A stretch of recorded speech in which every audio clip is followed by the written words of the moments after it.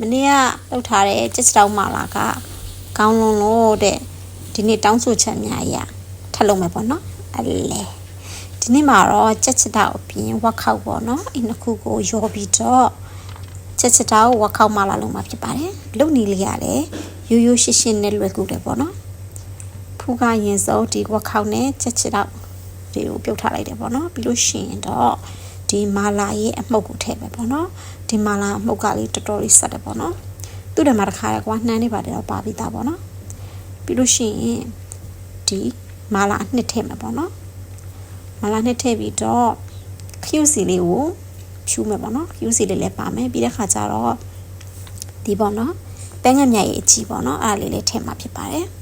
ဒီတရုတ်ကလာတဲ့ပဲငတ်မြတ်ရဲ့အကြီးထည့်တော့ပိုကောင်းတယ်ပေါ့နော်ဖူကတော့အိမ်မှာရှိတာလေးကိုထည့်လိုက်ပါတယ်ပြီးရင်တော့